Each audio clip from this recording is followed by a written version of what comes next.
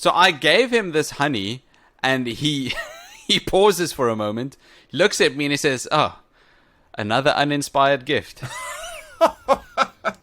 Jeez, he liked mine. Whoa. He liked mine.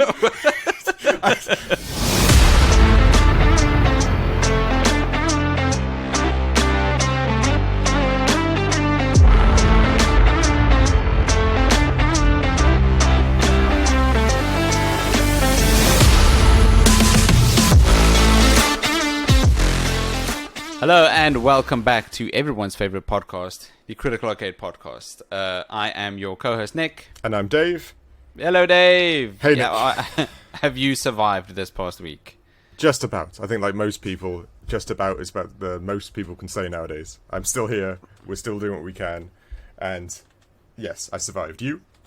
Great. No, in fact, I died playing my time. I died playing this game. A part of you died. A part of me died, that's right. So, most of me survived. Jeez. This game... Okay, before we get started on this game, ladies and gents, welcome to another entry in our esteemed prestige list we call the Indie 500. Where we take 500 indie games and put them front and center on our podcast, the Critical Arcade Podcast. This week, our, what's this, fourth entry? No, fifth. No, yeah, fifth, I think. Our fifth entry for the Indy 500 is my time, get this, my time at Portia. Portia. You say it Portia. Oh, no. Really? It's Portia. Is that how they say it? Because there's, the only reason I say that, there's a Princess Portia of some country somewhere. And they're spelt the same, so I actually fundamentally... Is it Portia? It is definitely spelled Portia, like the name, but no. In the game, they say Portia. Oh, God. I didn't even notice that. I should just decrease my score, or again, no. Just because of that. Like, I didn't know that. I obviously missed that. That's funny. But no, one person said it, and that was a load of hours into the game, and I thought, what? Well, you just said Portia. Is this game not Portia? Yeah, that's odd. It's almost like they had a voice bot reading the script instead of actually a person. But anyway, okay. I didn't know that, and that's making me cringe inside just thinking about it.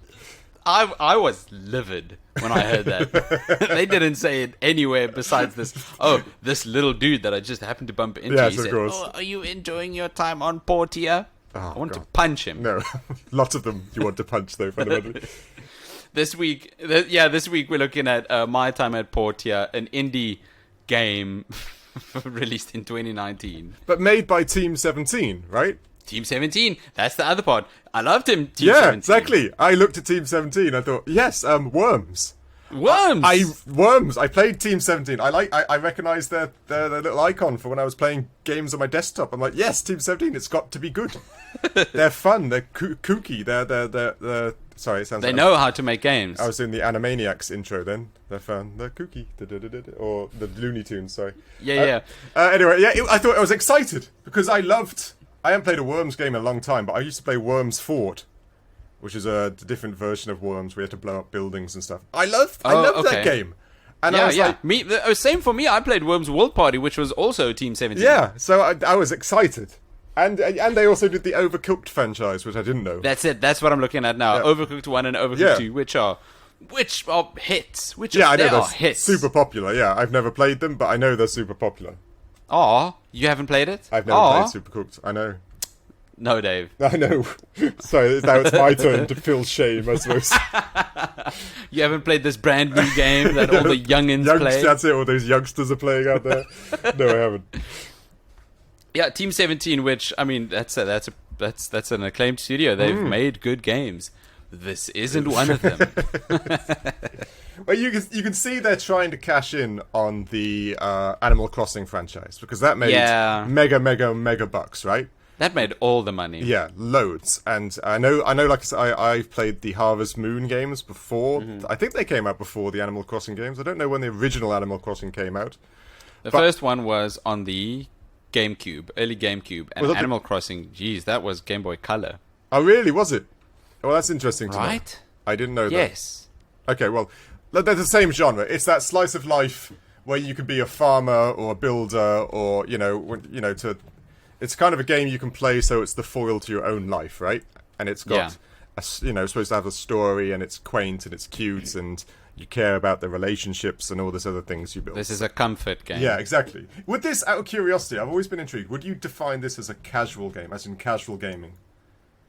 Because I've always not particularly understood what that means, because casual gaming to me is always like Candy Crush and I guess Pokemon Go and stuff like that, right? Yes, that's how I understand casual gaming as well. This game does give a casual feeling to it, and it does make you comfy. Yeah, but no, I wouldn't say this is a casual game. Candy Crush, that's the perfect example. No, exactly. I've often been intrigued by the actual definition. So anything that's something you can do in like a GP's lounge as you're waiting to go see the doctor. Exactly, that's a casual game, right? Yes, that's casual gaming. Yes. Okay. Yeah, or something you can do in the middle of a boring meeting. Yes, yeah, you shouldn't be, but yeah, fair enough. This is definitely not, I'd say, a casual game. No. It does give comfy vibes. Yes, it's very comfy. That's probably one of the pluses we can give it. It's got one of the few. Okay, let's jump straight into narrative. The narrative for my time at Portia, Portia.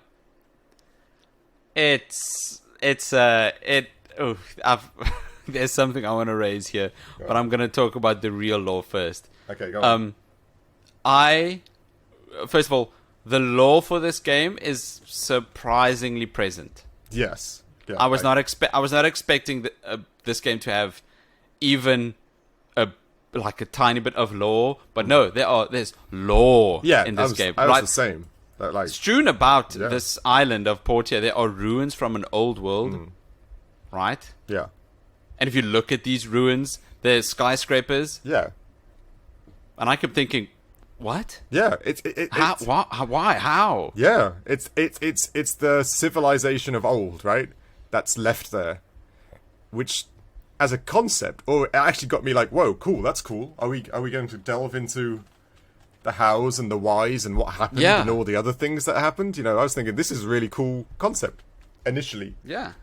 And I'm guessing you just don't. I don't know. Well, they set this up, and then I'm guessing it's there for gameplay purposes, right? So you could delve into them, and you could get the resources you need, and then just get out. That's the only reason I think it's there. Well, I'm still hoping on a prayer that it is there, but I just don't have the 1,000 hours of gameplay to try to get there. Because what?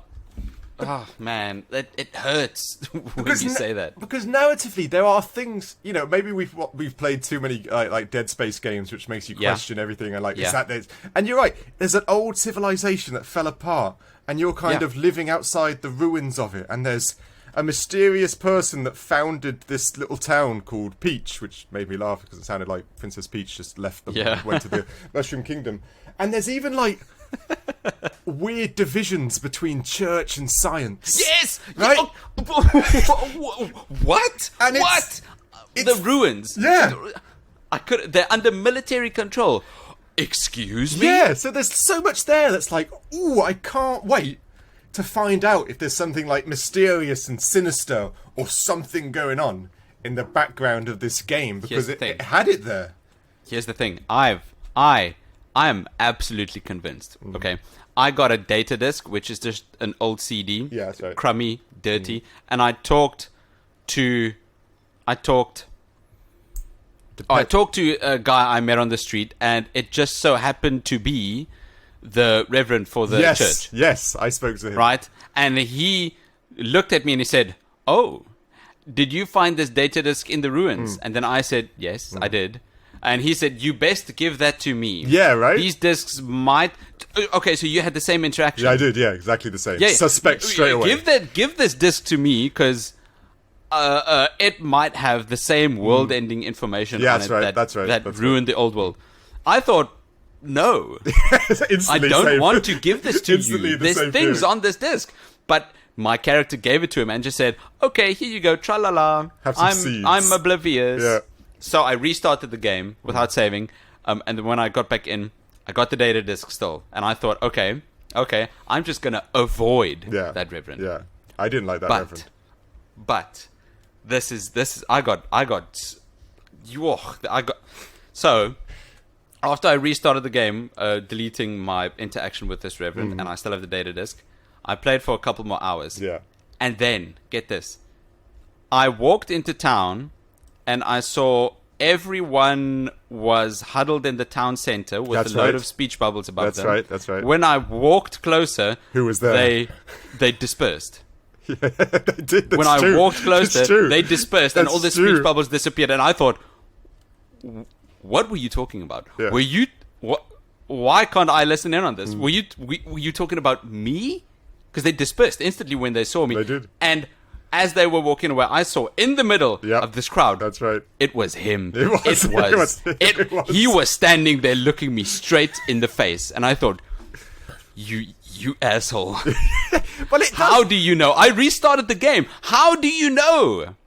This game has it in for me, Dave. I deleted this game after that happened because it scared me. It's weird because it has those bones there, and that type of thing gets me excited.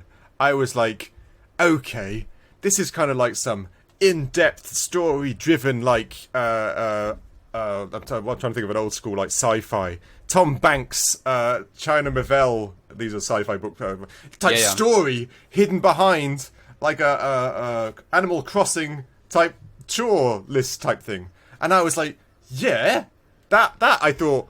That's cool. I'm down for that. So like soapy type drama whilst I'm making cheese and milking cows. That's got me. I'm there. Take my money. I was like, cool. But the only problem, or not only problem, sorry, but the problem with it is the narrative develops so slowly. It's incredible. Slow. It is a snail's pace. Oh, and I also liked your dad. Is so just like most casual asshole on the planet. Sorry for the language, ladies and gents, but it's the only word. He is so blasé. It's true. It's very true. He leaves a letter. Are you going to say? I can't remember exactly, but he leaves a letter to his son saying, "Oh, sorry I haven't been around, and sorry I'm not your here entire now, life, but I've left again." But I have left you this shack that's broken and some stuff in this town I also just left behind. But there you go. Cheers. Have fun. Cheers. Bye. Love, Dad. Thanks, Dad. Thank you. That was brutal. Leaving me alone my entire life. Exactly. And he's so pleasant about it, like he's done nothing wrong. And the game thinks, what a nice guy. I know. It's like this is bizarre writing, but I was there. I was with it. I was ready to take more in, and then you were. I tried. I tried. I believe you. Me too. Like, did you? A couple of hours or days, no, let's say weeks into the game, there's a fishing contest. Yes, I did. Yes. Did you go to the fishing contest? I did go to the fishing contest, yes. So the mayor also says at this fishing contest that there's a festival happening a day or two where they just rain down prizes from above the statue. That's correct, right? And you need to give him one to throw. Yeah. Can you remember what you gave him? I gave him a science book that I found in a cave. Oh. Yeah, wow. I know. I was swished. I was like, yeah, take this. Learn. I gave him a jar of premium honey. Oh, nice. Yeah. Yeah. That's not bad. So I gave him this honey, and he pauses for a moment, looks at me, and he says, "Oh, another uninspired gift." Jeez, he liked mine. Whoa. He liked mine. Wow, like that's harsh. I was thinking, what? And so, a lady said, that's the premium honey. There are other honeys. Yes! He gave him the best honey. I was thinking, this game has it in for me. I deleted my interaction with the Reverend, but he remembers. He remembers, and he's rallying everyone in this town against me, even the mayor. Oh, wow. Damn, that's some big brother stuff going on there. There's a meta-narrative in this game, in Portia, and it has it in for me. You stumbled upon almost instantly. Because I want to keep the data disk. I'm a truth seeker. Yeah, exactly. I was the same. I was just going to give the Reverend. He could have been nicer about it to start off with. But I was playing, And I'm one of those people. Sometimes it's a good thing, sometimes it's a bad thing, where, it tells you to do things, but I just bugger off somewhere else. I go and explore, I chop down things, I kick trees, I explore, like, the enemies. And I did that the game allows you. Yeah, and I did that for a few hours. Didn't really develop much, but okay, that was fun. And then I thought, okay, let's start building stuff. So then you build, like, some containers, and you fix your house, and okay, that takes a while, it's quite long-winded, you got to collect wood, we all know the score. But there's some slight progress, which is... Yeah, exactly. And then I was starting to get bored. And then I was, like, starting to get really bored. And I was like, come on, David, I got to push through. There's a dystopian world that died here. There's a religious cult that's trying to... There's something here. Yeah. So I go to the construction agency, and I speak to the mayor, and I get him... You have to pass these tests to get your license, and I eventually got all that. And I was like, okay, come on, something happened. And then, this got me a bit revved up. A gentleman named Higgins arrived. Oh, right. Yeah. And Higgins he pissed me off instantly. The rage fueled me for another 2 hours of play because he stole my contract. And he was such that's right. He was such a smarmy little dick about it. and that writing, albeit the voice acting wasn't great, that got me. I was revved up now just to kick Higgins' ass. Higgins. But then again, the game got slow and it got long and it got to that point where you just think, I'm just doing chores. That is it. That is it. That is this entire game. Yeah. I wrote this down in my notes. This game is just glorified busy work. Yeah. And we'll get to gameplay, but that is it. This game is just chores. And it's too much of that. Now, granted, I've not played, or like say, you're the big fan of Animal Crossing. Yeah. How did they mix it up from feeling like chores then? Because I know they made the same game thing, right? Yeah, in Animal Crossing, it is just a load of chores. Oh, bring me this, bring me that, build this.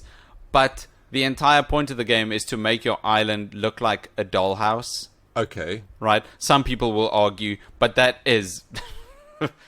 that is the point of Animal Crossing New Horizons, is to make your island look like a dollhouse. And the game allows you to. The Switch isn't strong enough, I'd say. But the game allows you to make your island look like a dollhouse. Granted, you put in enough hours. Yes, of course. And the game looks cute. Yeah, it's the charm that gets you in Animal Crossing, right? Charm. That is the word. That's the charm. It's all that. And we all fall for the collectathon and finding rare animals and bugs and all the other things that come into play. The neighbors, right? The animals in your town. Yeah. Out of, I think, 250, you get 8 or 9. Oh, okay. That's cool. That's interesting. To a certain degree, you can choose who. Oh, okay. So, but that's it. It's actually the charm of the game that keeps you going. Yes, that is it. That is it. And there's still like little events and birthdays and town meetings and stuff like that. Emphasis on little. Okay. Well, it's interesting because I've not played them, but I know they're massively popular, and I just want to know what's the difference between those and this, because this game tries to be charming. It just doesn't pull it off. It doesn't. It doesn't look... No, the big difference is in how the game looks. Animal Crossing, from the get-go, was made to look like dolls. No, you're right. You're right. It's to exactly make what it the is. island look like a dollhouse and make it look cute. Yeah. The chibi art style with big heads, tiny bodies. Yeah, no, exactly right. That's exactly right. No, I've seen it. I agree. This game does not do that.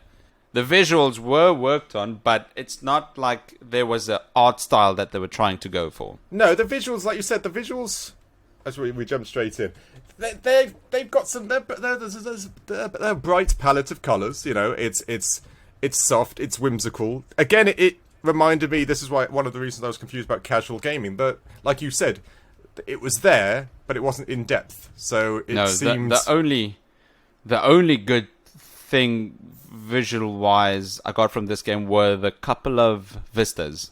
Yeah, that's true. You could really see far, and you could see the ruins that were on the other side of the island. They were big. You could see fields of wheat. You could see rivers and waterfalls and mountains, and it looked nice. But there were... that's it. But there were other really weird things. Did you notice, like... I know I'm a weirdo. You go through town and you go through a house and you go inside a house, and the front door of that house is the same size as you. But when you go into what do you mean? You go into the house. You go to the house as if you were to knock on the door, right? Okay. And you'll say that your figure's 6 foot. The door is 6'2", so it's enough room. Okay, so it's a normal sized door. You go into the room. It's like the TARDIS from Doctor Who. The door the door is now 8 foot. Bigger on the inside. Yes. Every building's door is huge. Like it's some kind of like Viking-esque grand hallway. Every now door that you mention it, is massive. This is your house included. Yes, actually it is. Oh wow! It's your house included. I didn't even realize when I go inside, it's just 10 times the size. It is for some reason. Scaling is bigger inside than outside, which I thought was really peculiar. I also had this. I've got this underground conspiracy theory. Now you're gonna have to bear with me here, right? Okay. Now, okay. The characters, their eyes, I hated.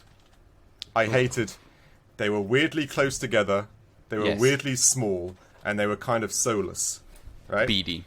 And there's one thing that it reminded me of straight away, and it's, I think, a random ditto came into town, made himself a human, and must have sowed his wild oats, because the eyes these people have, the exact soulless eyes a ditto has whenever he changes into a Pokemon.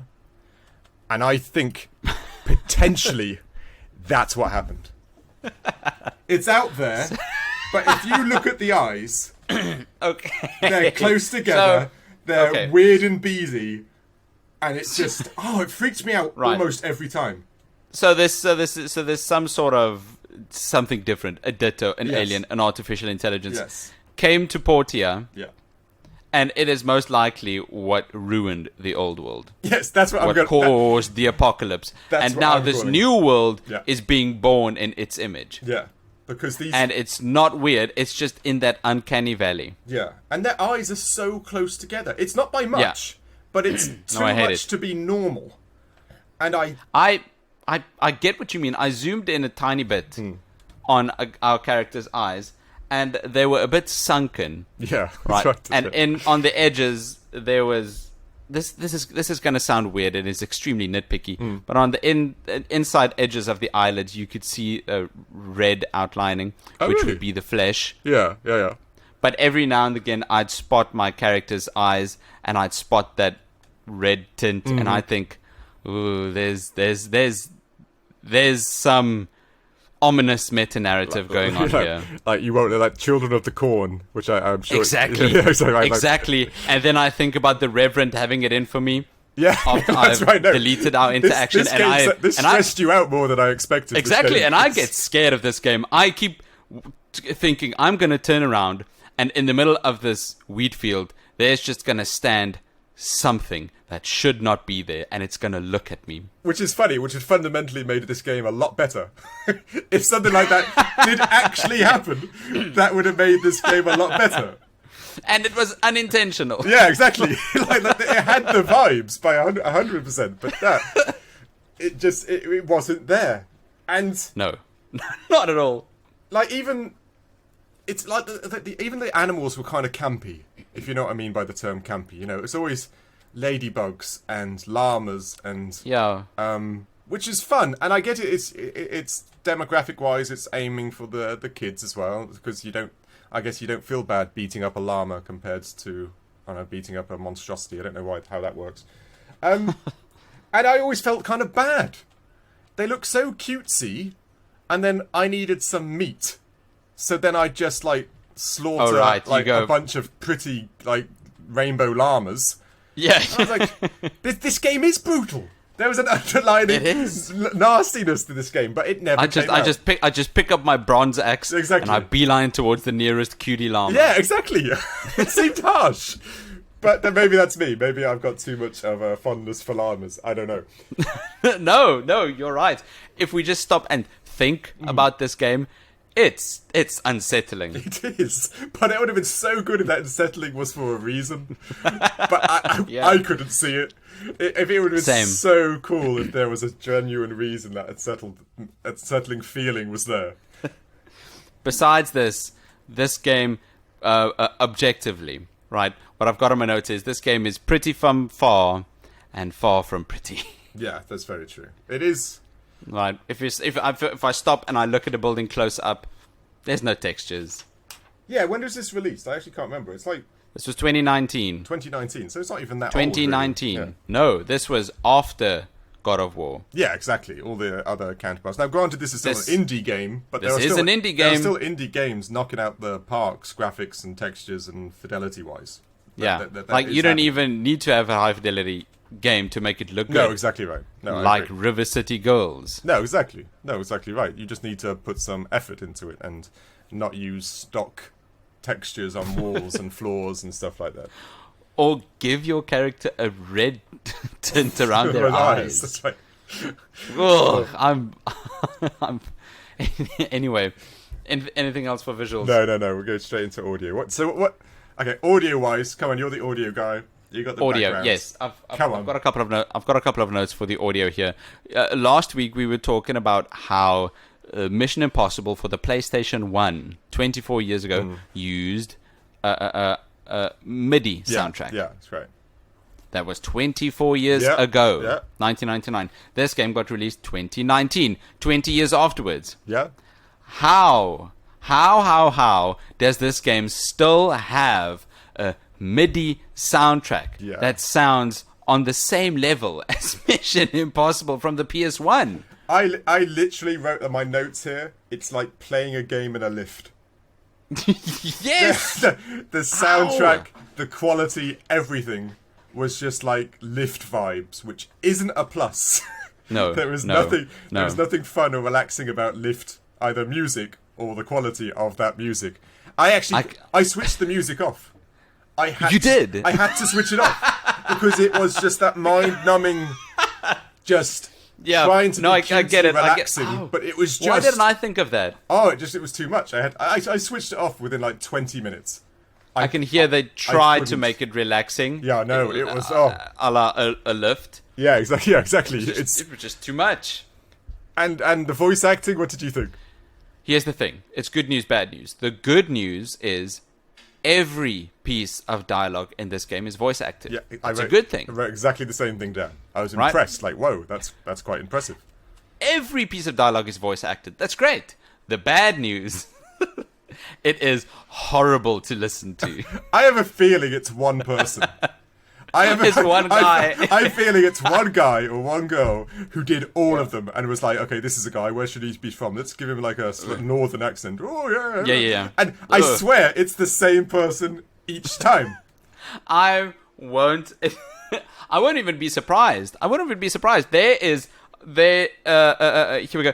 There are 8 brothers in this game. Yeah, that's right. Yeah. Oh yeah, here we go. There are 8 brothers in this game, and they all look exactly the same. It is the same graphical model they used for all 8 brothers. But different colours. Just different colours. Yeah. And I'm pretty sure they all have the same voice actor. Yeah, 100%. And that's some lazy ass shit. I wanted to be excited by it because they were all voiced, and then the voice acting just comes across like a computer did it. I know it was voiced, but it's like somebody reading lines. Yes, Hi there. Yes, no, I know exactly what you mean. Town. I'm Fred. Yeah. I'm looking for my dog. I run the restaurant. Don't worry. Come by if you want some potatoes. Yeah, it's sad because they did so much effort to put everyone voiced, but then didn't voice it with a degree of like passion, and it means the whole thing's wasted. Really, it reminds me of the voice acting for Ashen, where it's just spread so thin. Yeah, because that's right. you need to cover so much ground. Yeah, it's a shame because immersive wise that would have added another layer because it's always nice to have talking and chatting and feeling a personality coming across in a character, but that just doesn't happen. Nope, does not. But that's audio. Do you got anything else? No, that's about it for audio. So, this one's a bit divisive, right? Because this game is thousands of hours long. Yeah. It doesn't end. Yeah. And the reason for that is the gameplay. A lot of people are instantly put off by the gameplay, while other people can't get enough. Yeah, it is one of those either liking Marmite or not liking Marmite type aspects. Yeah, You either do or you don't. But the gameplay. This is also the same reason why there are such diehard fans for Animal Crossing. Yeah, exactly. But it's go on. I don't. No. I've interrupted you tons of times. But it is that premise of the chore thing. There is a carrot on a stick thing that plays well, right? That's it. I get this, then I can build this, and then I make my house bigger, and then I have to do this, I can sell these, then I got more money to upgrade this, and there is a draw to that, but that does slowly dwindle, like a candle, a flame on a candle. When it does. You need something exciting to then push you through it, to narratively to say, this, or this, and this, or something that just makes you go, oh, now like Higgins was it for like 2 hours for me. Right. He wound me up. And something like that. No, I get it. And it's just... I get it. Mine was the bridge to Amber Island. Yeah. That was like your first big mission point. Right? And it was quite... Big mission point. It was quite lengthy. Right. You had to get hardwood planks, and you had to get hardwood to make into planks to put into there. You need to get copper to melt down and then go in to build a thing to make copper pipes and you needed to get tin to smelt the copper to get brass to make a brass axe. So this was, especially when you don't know the game much, this was hours of work. This is actually hours of work. It is. And then you make the bridge. That is the right word. I don't know if you used it intentionally, but that's the correct word. Work. It is work. It is work. It's glorified busy work. Chores. And you'd expect once you built the bridge and you lay it down, something amazing would happen. And did it happen, Nick? Did it? I put down this bridge. I felt accomplished. Yes. I walked across into this island. It was filled with crabs and bushes and rocks. And I swear to you, Dave, this island is smaller than the bridge I just spent hours building. There's nothing there. Like, even story progression was just, that was it. Now you have more animals. You now have a crab. You now have some more rocks. And it was like, wow, that was worth all that work. Oh, thank you. I don't know. This game is just, it is about gathering resources to make a thing that you can sell, so you can gather more resources to make more things. That's right. To sell for more money. That's all it is. To gather more and on and on and on. But it's like even that is it. They tried to change some mechanics in it, like the mining.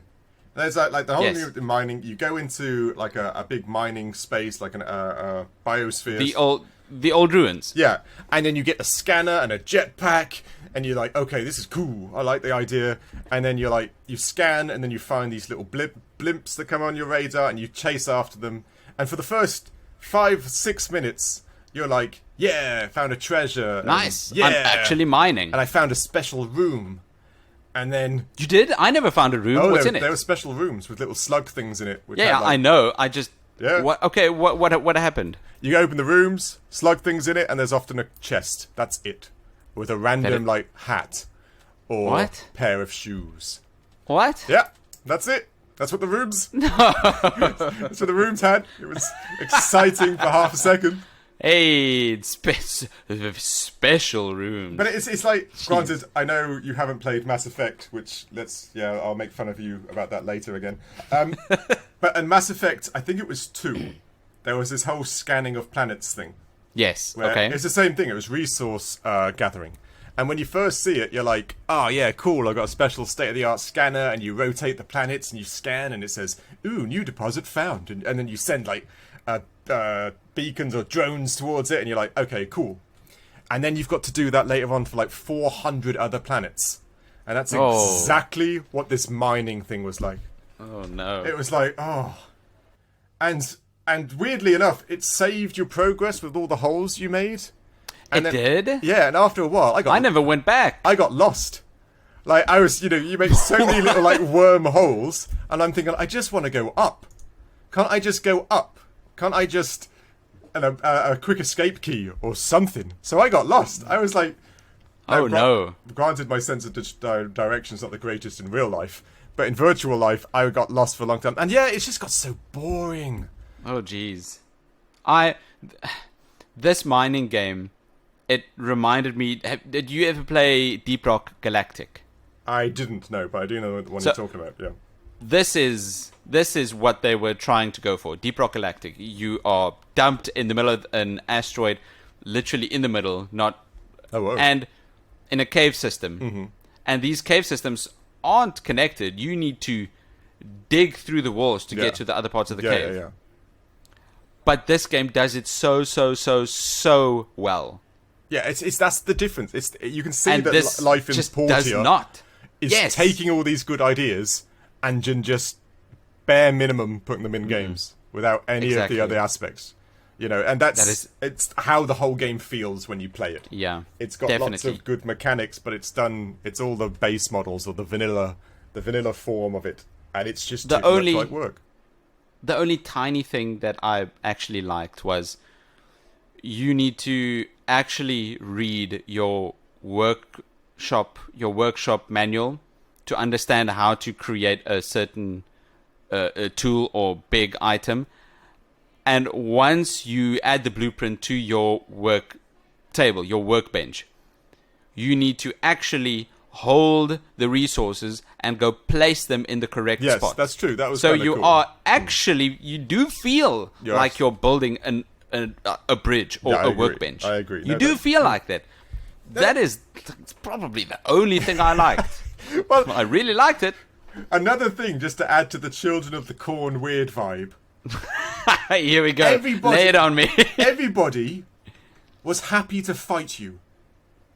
Every single person you could meet, you had chat, gift, walk away, or spar. And you could spar with anyone. Everyone. Kids as well. Yeah. And the old lady at the ranch. Yeah, and they were happy. It increased their smiles towards you. So they were saying, "Oh, welcome to town. You must be the new builder." And you would choose Spar, and they would go into Crane style and say, "Let's go, bitch! Right. Come on!" They would own your ass. No doubt. I didn't win once. I might add, I did not win once. But it's really weird that this town is like so pro fighting, and it's like, yeah, thanks for that, nice one. Yeah, we should do that again sometime. It's like, what's going on? Why is this town beating each other up? I'm telling you, there's an ominous meta-narrative going on in this game. It is. There is something happening in this game. It's like the first rule of Portia is you don't talk about Portia. You don't talk about Portia. Yeah, it's like it's true. It's true though. It is really bizarre. Did you get to after? I can't remember if it's after you build a bridge or after you introduce yourself to everyone around town. The gate to what was it? The ancient. Ruins. That's the ancient ruins or something. That's right. It opens up. It does, yeah. But you need to fight someone from the military. Of course you do, yeah. Because that's the only way to fix these decisions. It's just beat someone up. Did you get into the ancient ruins? I literally got to that part where that was supposed to take place, and that was... Yeah, I had enough. Me too. I could not beat them. I know, right? I even did the, attack and flee type move. Yes. But I was doing so little damage to his 100 or 90 attacks, and I'm doing 10. Mm-hmm. I was there for 20 minutes, and I'd taken down his the bars, anyone for 30%. And I was like, no, what? What are they at night, just going through some hardcore army training? This place, it was this is it was trying to be like M. Night Shyamalan or what the hell his name is. Yeah. There's something happening in the background here that, like you said, definitely. And at the end, the twist. Yeah, exactly. But the problem is the end is 2,000 hours exactly, in. Exactly. You need to put the thousands of hours in to see it. You've got to earn that ending. Come on. But I'll give it some other pluses. For inexclusivity, you could romance pretty much anyone. You could romance the guys. I never did that. You can romance the girls. You could do it either way you wanted, that's nice, I suppose. And the combat is kind of accessible. It's very easy for younger players and stuff like that. That's kind of nice. There's a roll, there's a hit, and that's about it. There's a load of basic mechanics, but definitely a load because it's trying to do just a ton of things. Yeah, a ton of things. You're not just building. You're maintaining a farm. You're maintaining a workshop. Yeah, you're maintaining commissions. You're exploring ruins. You're mining. And some of these are time-based as well. Like the commissions you have to do within a certain period of time. So you got to plan your pipeline to what you're going to do compared to your timeline you've been given. this is definitely a game where they try and keep you for just years of your life. They do, but no, not me. Nope, not, no thanks. Not this guy. Bye-bye. Did you run into any issues with it? Just one. This is such a basic game. It is big, but it's such a basic game. I don't see how this would struggle to perform on most rigs. Right? I agree. Right? Yeah, I agree entirely. But there's just there's a lot of unnecessary loading screens. Yeah, I knew that was going to be the thing. The loading screen thing is a bit mental. Huh? It is, and I tell you, they've actually fixed it. There was more.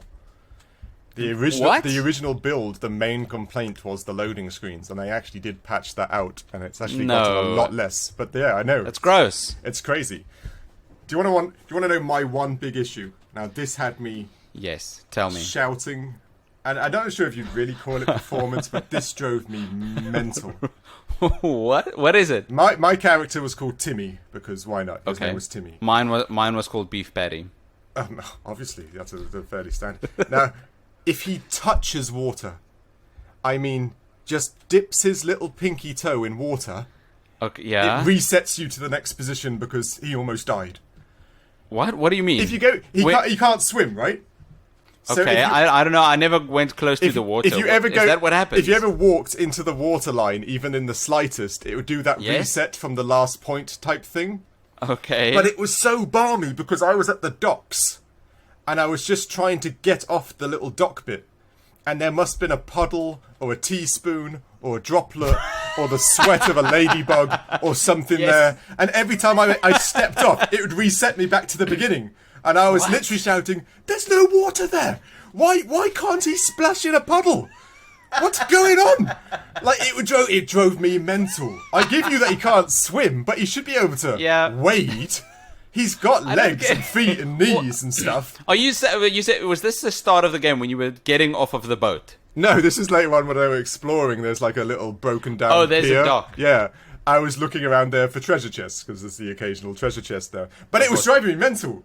And it's any water. Just the tiniest little splash of water. How? Oh. How is that? No, that's not okay. It was mad. I get that you can't swim. That's a big bug. Yeah, swimming mechanics I get, and some people put them in, some people don't. But this drove me mental. Is everybody made out of magnesium or something? They were going to combust as soon as they got. And you should see what happens when it rains. Yeah, no, it was mental. It drove me so mental. No, I just had the loading screens. I did not have an issue with the water or the puddles or the sweat of a ladybug. Yeah, that is insane, I've got to say. But no, the performance of this game, I didn't encounter any other bugs. No, not really. It's because it's a bare bones type game. There's no. Yes. They're not pushing boundaries anywhere, so there's no frame rates issues. There's no crashing or anything like that. It's just not there. I'm guessing it is somewhat optimized. It being an indie game with a low budget and a small team, it can't be easy to make something as big as this game. It doesn't look exceptional, but it is big. But you say low budget, Team 17, it's been around for how many years? 20 years? But no, I'd understand if it was like a new indie, one of these ones in Europe or something like that. It makes sense. Time restraints and budget and money and everything costs a fortune. Yes. But Team 17's got to have some pockets. Their pockets got to be relatively deep. They've been around for ages. Yeah, they're pumping out Overcooked and Worms games like they're nothing. Yeah. There's money there. But it certainly wasn't used much here in Portia. What I did see now was My Time at Portia sold over 1.7 million copies, which equates to $20 million. Yeah, I know. So I do think they've recuperated the costs. Yeah, I never know if that's enough anymore. Like, I don't know either. All I hear are the clickbaity titles. Yeah, exactly. I never know. Grand Theft Auto 5 making almost $1 billion. Yeah, no, exactly. Is 20 million a lot in the game? I don't know. I'm guessing it is because My Time at Portia is getting a sequel. Yeah, in Sandlock or something like that, right? My Time in Sandlock or. Why can't they give it a normal name? But all right. That's like calling the game My Time at Susan. It's Susan. Yes. My Time at Susan. Susanna. But yeah. Why? It's obviously a pet peeve. But I'm generally more angry now than I was when I started the podcast because they say Portia. Right, because they say Portia. That's unforgivable in my world. It just is. It's just me, maybe. Well, okay, value for money. This one is tricky. Yeah. This one is tricky. I tried to get my feelings around for value for money, but it's tricky because this game is so huge, because it is thousands of hours long. It is. It's chock full of stuff to do and find, but none of it is good. Yeah. Now, and it is hard to value this one because on Steam, it's $30. I think that's fine for the amount of game. It's not bad. It's not bad. But with the PlayStation, I've forgotten what's it called, PlayStation Plus, or the subscription, PlayStation Plus Extra. It's free. It's one of the free downloads to play. Or downloads to keep, or something. Included. I don't think free is the right word. That's true. It's included in the catalogue, which I guess in theory you're paying every month for. So it's not necessarily free. So valuing it's quite difficult because for some it's part of the package. They pay a monthly fee or the once yearly off fee, and for some $30. And $30, like you said, if you were to scale it on how much is there for $30, you're right. It's a good price. But I think so. But we forced ourselves to play about 4 hours. You 4? I think I got close to 10. Oh, really? Yeah, that bridge didn't make itself. Okay. Whoa. Okay, maybe I did 6. I didn't do 10. 10 hours. Higgins didn't piss me off that much. I really wanted to finish this bridge. But yeah, there is a lot there, and it's very difficult. And if you love that type of game, and I'm sure there are hardcore fans out there, and then that's a bargain because it is all there. And if people do want to contact us and tell us that there's actually an amazing, sinister storyline at the end of it, I would actually genuinely love to know. I just don't have. Me too. I don't have the patience or the time to get to it. So value email just email us at Nick or Dave because it would be intriguing to know. It really would. But value-wise, it's fair. Like you said, I think you said it right. It's not bad.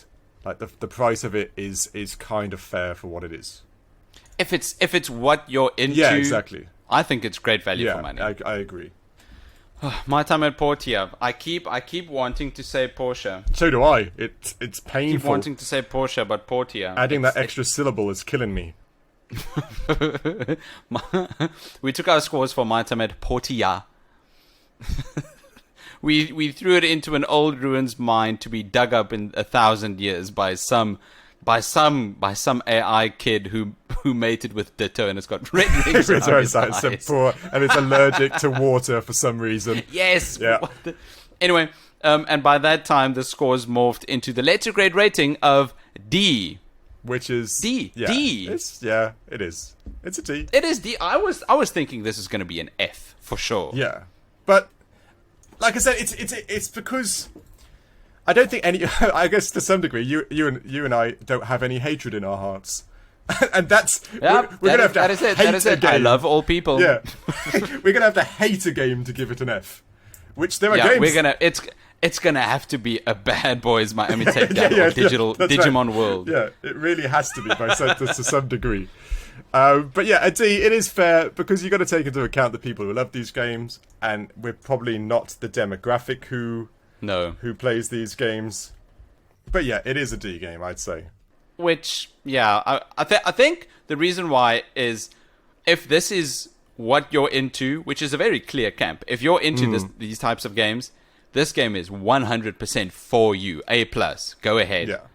But if this isn't you, which you instantly know, hard F. Yes, 100%. Hard F. Yeah.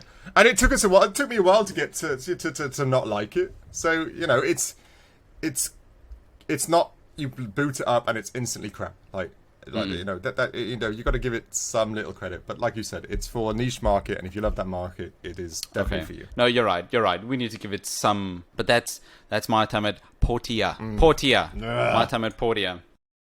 Thank you for listening to this episode of the Critical Arcade podcast. You can check us out on our social media channels on Facebook or Instagram that we are going to get off the ground. It's going to happen. It's going to happen. It's going to happen it's going to be a moment in history, don't you? If I say it enough times. Yes, exactly. As long as you believe it, it will happen. Yes, you know. If I believe hard enough. But you can, in the meantime, email us at nick@criticalarcade.com. And dave@criticalarcade.com.